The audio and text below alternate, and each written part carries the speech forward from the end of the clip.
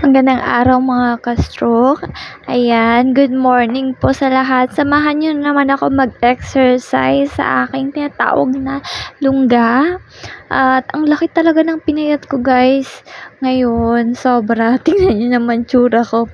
Pero okay lang yan. Babawi na lang tayo. Hindi, nag-exercise pa rin talaga ako at ayan, yung bago kong exercise yung magganyan-ganyan ng kamay. Alam ko na sobrang simple lang yan at madaling-madali ang gawin ng mga normal na tao. Pero kagaya nating mga stroke, hirap tayo kasi kailangan natin i-exercise guys at masakit yan. Pero yung ganyang exercise guys, maganda yan para sa atin, sa ating mga shoulders, 'di ba? At syempre sa ating mga kamay na mailagay sa likod kasi mahirap kaya maglagay sa likod. Dire-diretso pa rin po ako kahit nahihirapan pa rin po ako maglakad kasi alam nyo yung balance ko hindi pa okay. Kung yung ibang mga ka-stroke naiinip na, kahit ako naman naiinip din.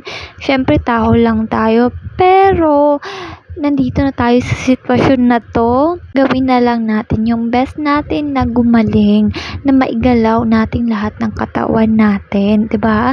Parte pala ng katawan. Sorry. At tuloy lang tayo, dapat maging positive tayo no sa ating utak para maging positive din yung ating katawan, yung kalalabasan ng ating katawan. So be positive guys, iwasan ang mga negative. Kahit ako guys, kahit ang tagal ko na nag-exercise, feeling ko ganun pa rin yung balance ko, pero hindi pa rin ako tumitigil at wag tayong tumigil kasi isipin natin masasayang yung mga dati nating pinaghirapan kung tumigil tayo. Ayan, nakita niyo yung ganyang exercise guys. Ginagawa ko pa rin yan para sa aking shoulder din, para sa aking arms, para hindi tumigas kasi mahirap pag tumigas kasi pwede pa tayong bumalik sa dati pag hindi natin yan i-exercise ng exercise. Isa sa mga tips guys na hindi sumakit yung katawan natin is mag-exercise tayo ng mag-exercise. Kailangan natin galaw-galawin yung katawan natin para matanggal yung mga sakit-sakit na yan, 'di ba? Kasi yung sakit natin na stroke, masakit talaga sa umpisa guys. Pero pag hindi mo gagalawin yung katawan mo, mas lalong sasakit. Kaya dapat galawin natin guys. Actually ngayon, 'di ba, may mga ka-stroke din na nagsasabi sa akin na may mga frozen shoulder silang nararamdaman. Ang sinasabi ko lang, pinapayo ko lang is exercise yan lagi. Kasi pag hindi, mas lalong sasakit yan. Ngayon nga, wag tayong tumigil sa pag-exercise, wag tayong mawalan ng pag-asa guys. Habang may buhay, may pag-asa. Kaya dapat magtuloy-tuloy lang tayo muko sa laban. Laban lang ng laban guys. Alam ko yung ibang ka-stroke natin nag-exercise tapos nararamdaman nila na wala pa silang improvement.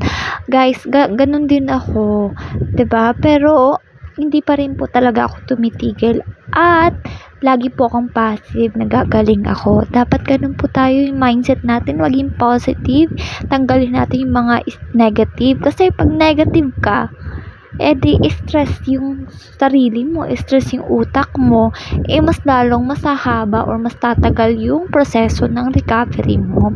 Parehas naman tayo ng ginagawa, nag-exercise, 'di ba? Pero meron talagang mabilis, meron talagang mabagal. Kaya wag kayong mawala ng pag-asa, wag tayong mainggit sa ibang tao. Natin i-develop sa sarili natin yung mahabang pasensya, guys. Sabi pa nga dun sa live ko, patience is virtue.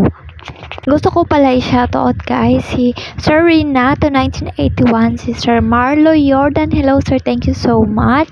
Si Aubrey Abanyo, anak siya ni Sir Rolando Marquez Abanyo at si Sir Romar Pogi, maraming salamat po sa panonood nyo sa live ko at syempre dito rin sa aking vlogs.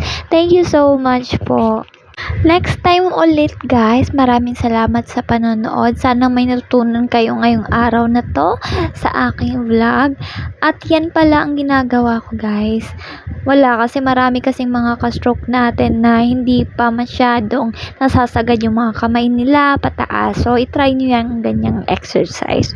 Baka makahelp. Maraming salamat guys sa panonood sa akin. At yun, huwag tayong tumigil at sumuko sa laban guys. Fight lang. Ituloy lang natin kung ano ang naumpisahan natin. Hanggang sa muli po. Bye-bye.